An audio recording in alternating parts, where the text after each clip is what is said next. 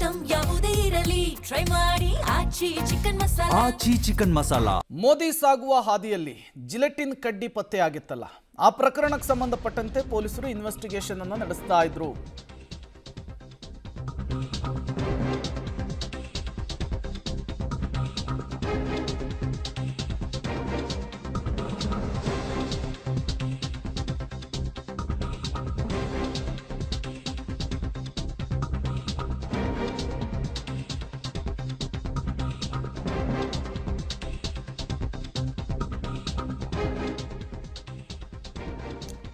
ಮೋದಿ ಸಾಗುವ ಹಾದಿಯಲ್ಲಿ ಜಿಲೆಟಿನ್ ಕಡ್ಡಿ ಪತ್ತೆ ಕೇಸ್ಗೆ ಸಂಬಂಧಪಟ್ಟಂತೆ ಕರ್ತವ್ಯ ಲೋಪದ ಹಿನ್ನೆಲೆಯಲ್ಲಿ ಪೊಲೀಸ್ ಸಿಬ್ಬಂದಿಗಳ ಅಮಾನತ್ತಾಗಿದೆ.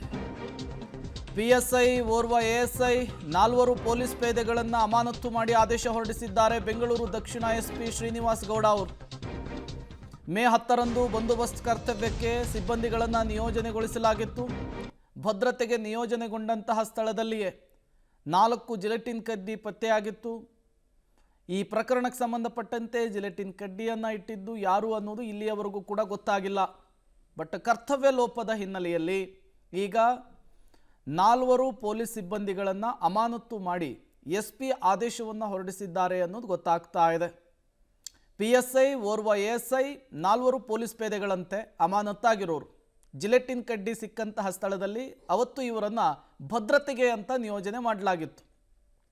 ಬೆಳಗ್ಗಿನ ಜಾವ ಜಿಲೆಟಿನ್ ಕಡ್ಡಿಯನ್ನು ತಂದಿಟ್ಟು ಹೋಗಿರುವಂತಹ ಅನುಮಾನ ಇತ್ತು. ಅಲ್ಲಿ CC ಕ್ಯಾಮ್ರಾ ಇಲ್ಲ, ಎಲ್ಲೇ ಹುಡುಕಿದ್ರು ಆತ ಯಾರು ಅನ್ನೋದು ಗೊತ್ತಾಗ್ತಿಲ್ಲ. ಹಾಗಾಗಿ ಈಗ 4 ಜನ ಪೊಲೀಸರ ತಲೆದಂಡ ಆಗಿದೆ ಅನ್ನೋದು ಗೊತ್ತಾಗ್ತಾ ಇದೆ.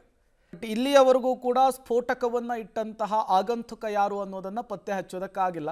ಬಟ್ ಈಗ SP ಅವರು ಇದ್ದಕ್ಕಿದ್ದ ಹಾಗೆ 6 ಜನ ಪೊಲೀಸ್ ಸಿಬ್ಬಂದಿಗಳನ್ನು, ಅಂದರೆ 4 ಪೊಲೀಸ್ ಸಿಬ್ಬಂದಿಗಳು, ಒಬ್ಬರು ASI ಮತ್ತು PSI ಅನ್ನು ಅಮಾನತ್ತು ಮಾಡಿ ಆದೇಶವನ್ನು ಹೊರಡಿಸಿದ್ದಾರೆ ಅನ್ನೋದು ಗೊತ್ತಾಗ್ತಾ ಇದೆ.